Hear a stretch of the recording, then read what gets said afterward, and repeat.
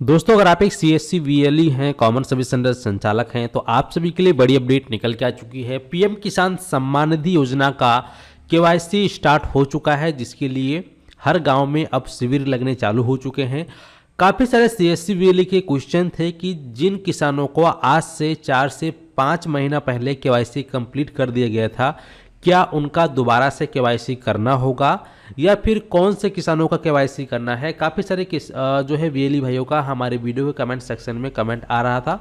Morning में मैंने एक वीडियो डाली थी, ये वाली वीडियो है। इस वीडियो में काफ़ी सारे लोगों ने वही कमेंट्स किया है कि हमें कौन से किसानों का ये केवाईसी करना है, जिनका हमने 4-5 महीना पहले किया था उनका दोबारा से करना है, तो या फिर जिन लोगों का नहीं हो पाया था उनका करना है। तो यहाँ पर सबसे पहले जो है मैं आ जाता हूँ ट्विटर पे। अब यहाँ पे सीएससी के माध्यम से ट्वीट करके बताया गया है कि पीएम किसान सम्मान निधि योजना के तहत 12 से 21 फरवरी तक चलाए जा रहे विशेष अभियान के तहत पात्र किसान अपने नज़दीकी सीएससी राज्य सेवा केंद्र पर जाकर ई केवाईसी की प्रक्रिया को पूरी कर लंबित किस्तों का लाभ उठा सकते हैं। तो यहाँ पे जो है एक न्यूज़पेपर की कटिंग है जो कि यहाँ पे लगाया गया था, जिसमें कि बताया गया है कि कौन कौन से राज्य में कितने किसान ऐसे हैं जो कि पात्र होते हुए भी उनका केवाईसी कंप्लीट नहीं है। तो उन लोगों का केवाईसी कंप्लीट करना है और ये काम सीएससी वीएलई को दिया गया है, जो कि सीएससी वीएलई जो ग्रामीण क्षेत्रों में नागरिकों को ये काम करेंगे। और कौन कौन से किसानों का यहाँ पर केवाईसी कंप्लीट करना है और कैसे कंप्लीट करना है, आइए जानते हैं। तो यहाँ पे आप देखोगे साफ साफ यहाँ बताया गया है कि देश के दूर दराज इलाकों में मौजूद सीएससी के विशाल नेटवर्क की बदौलत पहले से ही हम किसानों को टेली परामर्श, फसल बीमा, ई पशु चिकित्सा, किसान क्रेडिट कार्ड और पीएम किसान योजनाओं के जरिए विभिन्न सेवाएं प्रदान कर रहे हैं। हमारे वीएलई देश भर के किसानों को पीएम किसान योजना का लाभ दिला रहे हैं। अभी भी कुछ किसान भाइयों को उनकी किस्त नहीं मिल पा रही है। पीएम किसान सम्मान निधि का लाभ न मिलने की दो प्रमुख वजह है। पहला, ई केवाईसी का नहीं होना और दूसरा, बैंक खाते का आधार से लिंक ना होना। इन दोनों समस्याओं के लिए हम 12 से 21 फरवरी तक विशेष अभियान चला रहे हैं। इस अभियान के माध्यम से सीएससी उद्यमियों द्वारा गांव में शिविर लगाकर लोगों का समस्याओं का समाधान किया जाएगा।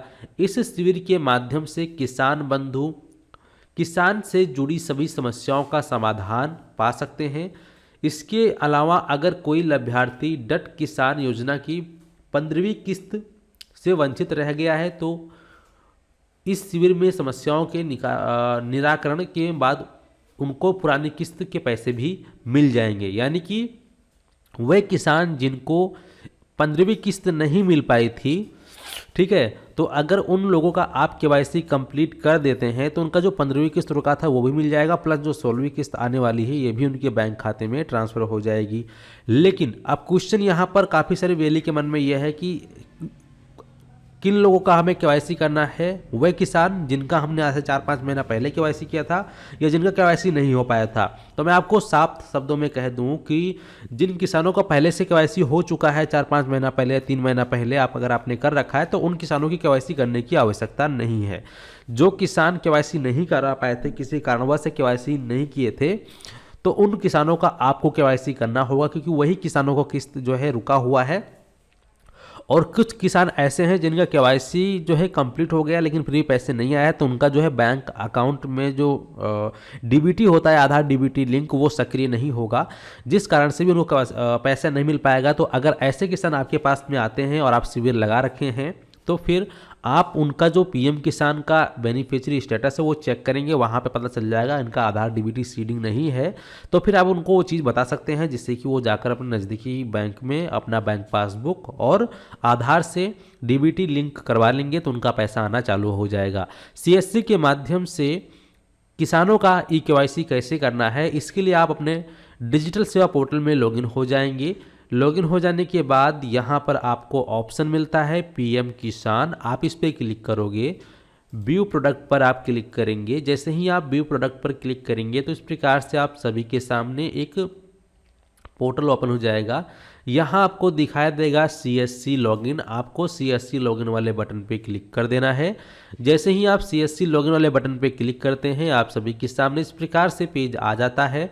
अब यहाँ पे जिन किसानों का KYC कंप्लीट हो गया है, तो यहाँ पे अगर आप बायोमेट्रिक ऑथेंटिकेशन पे जाकर उनका KYC करने की कोशिश करेंगे आधार नंबर डाल के, तो वो बता देगा इस किसान का ऑलरेडी KYC कंप्लीटेड है।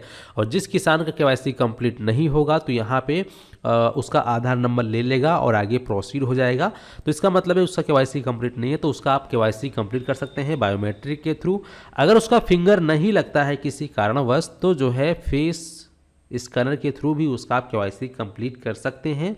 OTP के थ्रू भी कर सकते हैं। हालांकि कुछ किसान ऐसे हैं जो कि खुद से भी कर सकते हैं OTP के थ्रू, लेकिन बहुत सारे ऐसे किसान हैं जिनके आधार में नंबर ना लिंक हो पाने की वजह से वह खुद से KYC नहीं कर सकते हैं। तो ऐसे लोगों का, ऐसे किसानों का VLE को हेल्प करना होगा। और इसके लिए VLE को CSC के माध्यम से 25,000 रुपये की जो धनराशि है वह दी जाएगी। और कुछ ऐसे VLE हैं जिनको 20,000 रुपये दिए जाएंगे, 10,000 रुपये दी जाएंगे, 5,000 दी जाएंगी और यहाँ तक कि 2,000 रुपये भी दिए जाएंगे। यानी कि जो VLE सबसे ज़्यादा काम करेगा PM किसान KYC करने में, उसको ज़्यादा लाभ मिलेगा। ठीक है।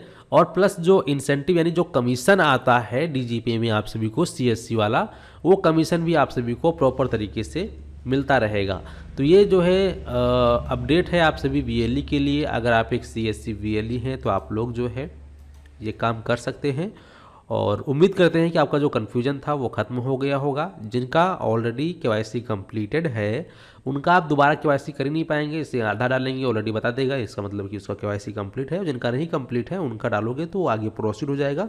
तो वहाँ पे उनका फिंगरप्रिंट के थ्रू या फिर OTP के थ्रू या फिर फेस KYC के थ्रू, यानी 3 ऑप्शन है आपके पास। तीनों में से किसी भी ऑप्शन का इस्तेमाल करके आप लोग उनका KYC कंप्लीट कर सकते हैं। चलिए मिलते हैं आपको एक नए वीडियो में नए टॉपिक के साथ। अगर जानकारी अच्छी लगी हो तो सब्सक्राइब करने के साथ साथ नोटिफिकेशन बेल आइकन को ऑन कर लीजिएगा, ताकि इसी प्रकार की इन्फॉर्मेटिव वीडियो सबसे पहले आप लोग देख पाएँ। धन्यवाद।